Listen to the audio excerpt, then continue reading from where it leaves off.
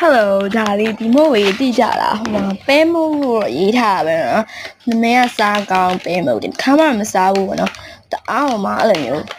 တအားမှအဲမှာ so cute လေးဖြစ်နေလေးတုံးလေးထည့်တာစစ်စီကတအားကောင်းလို့ဝယ်တာပေါ့နော်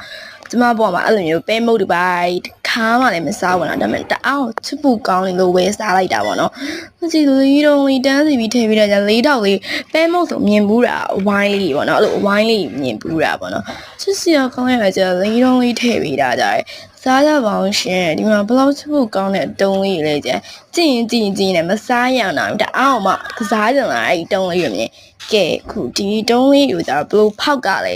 အဲ့လိုမျိုးပဲဖောက်ကရပေါ့နော်အဲ့လိုမျိုးလေးပဲဖောက်ကရသူကအထဲမှာအရသာလေးကဘလို့အရသာလေးဖြစ်နိုင်မလဲဆိုတာပေါ့နော်တီးကျင်လို့ရင်တအားအပြင်ပိုင်းတော့တအားချစ်ဖို့ကောင်းတယ်ပေါ့ထောင်းရောင်ဆိုတော့ကြီးလာဘာလဲညာလဲဆိုတာပေါ့နော်တအားစိတ်ဝင်စားပြီးတော့ဖွင့်တော့မှာဖြစ်ပါတယ်ခုဒီမို့ကိုစားကြပါအောင်ရှင်ကဲဒီမုတ်ရဲ့အရသာကိုမြည်စမ်းတော့မှာဖြစ်ပါတယ်ဒီမုတ်ကလေးကိုစားတယ်ပေါ့နော်အဲ့လိုမျိုးအာပုတ်အိမ်မလို့ရအိုးအထဲအရသာလည်းပြောမရတော်တော်ဆိုးရပေါ့နော်ဆိုးရဆိုတာကောင်းတယ်လို့ပြောတာပေါ့နော်တော့မဆိုးတအားကောင်းတယ်အရသာပဲရလေနေတော်လေးပဲထည့်ပြီးထားတယ်ကောင်းတယ်ဒါလေးကြိုက်လို့ရှင်လေတလားဝယ်စား